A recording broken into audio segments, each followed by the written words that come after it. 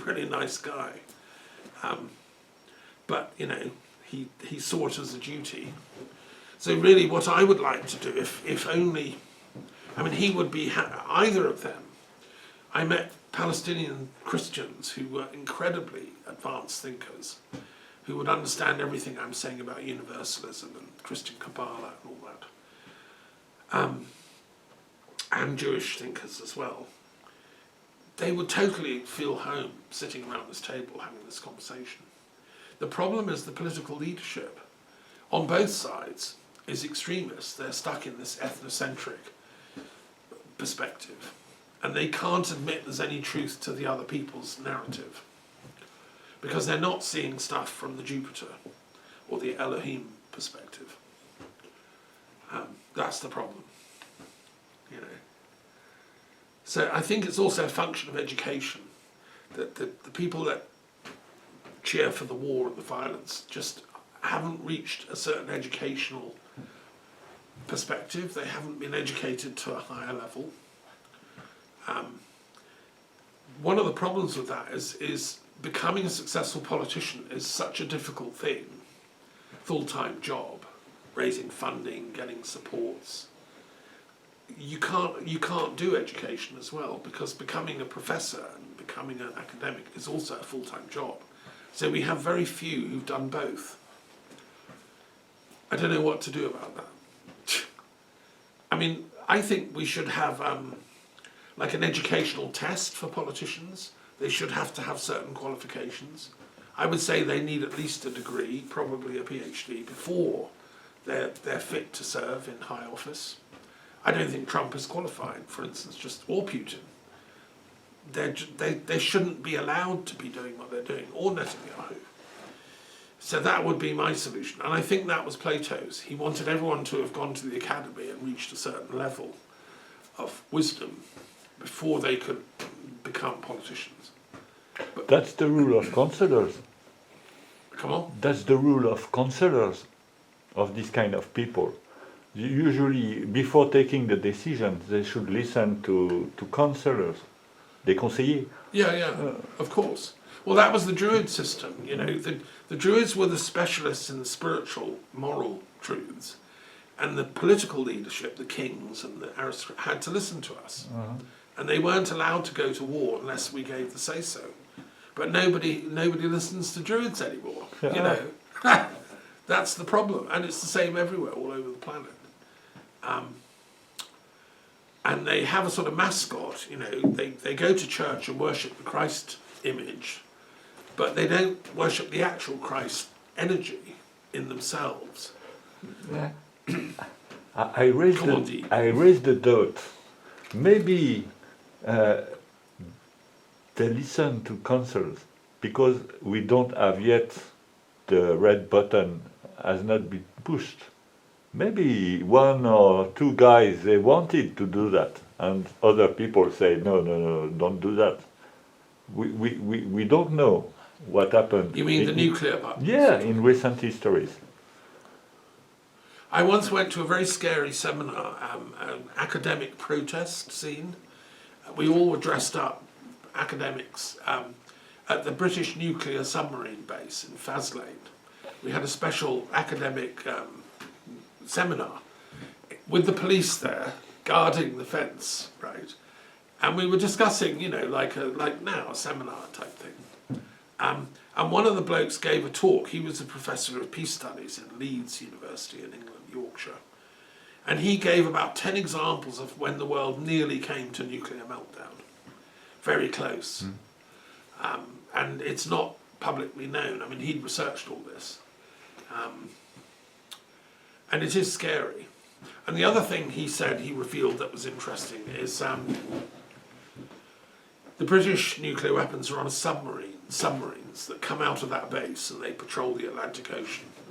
And on each submarine there are many missiles that can be launched which go right high up into the atmosphere within a few seconds. Really powerful things. And then 50 separate warheads come down at separate targets. So if one missile is launched, then 50 come out, and they can all be hitting different cities. I mean, it's shocking. And each of those warheads is bigger than Hiroshima bomb. Right?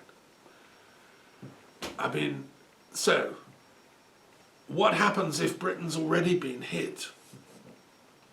And this is a retaliatory strike. Let's say Putin just blown up London, Leeds, everything, right? And this guy in the submarine, he doesn't have any orders. Apparently there's a safe in the submarine with written orders signed by the Queen, the King and the Prime Minister saying, if you've been instructed to open this safe, here's the authorization to launch.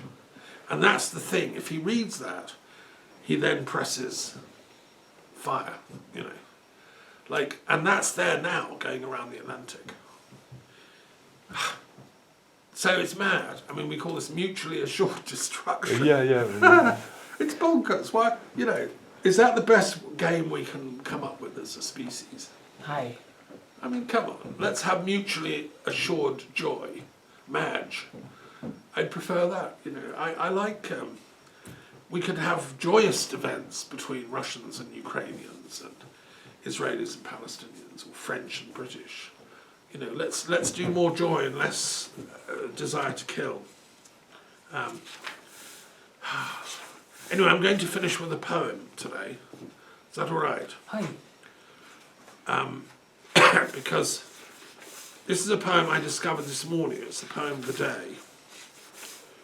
And I was just blown away by it. It's by an Italian poet. If I can find it. It's by an Italian poet called Salvatore Quasimodo, who won the Nobel Prize for Literature in the 1960s. I just think this is brilliant. It's about war, so it's everything we've been talking about. It's called Man of My Time. You are still the one with the stone and the sling. Man of my time. You were there in the cockpit, winged with hatred, dials set for death. I saw you in the armoured car, at the gallows, at the torturer's wheel. I saw it. It was you. Devoting your exact science to destruction, without love, without Christ. You killed today, as always, as your fathers killed, as the beasts that saw you for the first time also killed. And this blood smells as rank as in the day one brother said to another brother, let us go to the fields. And that cold, stubborn echo has penetrated now to you, to the bones of your life. Blot from your memory, O sons, the clouds of blood that mount and mount from the earth.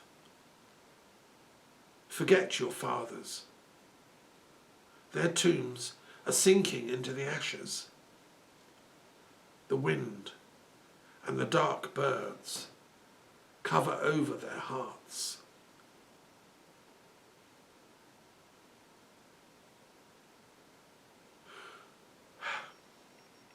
It's a great poem, I think, translated from the Italian.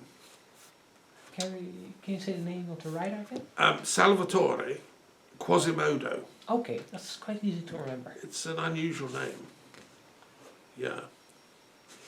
But he's one of Italy's greatest poets in the 20th century. I'm going to study him more. Okay, I think we'll finish there. Thank you so much.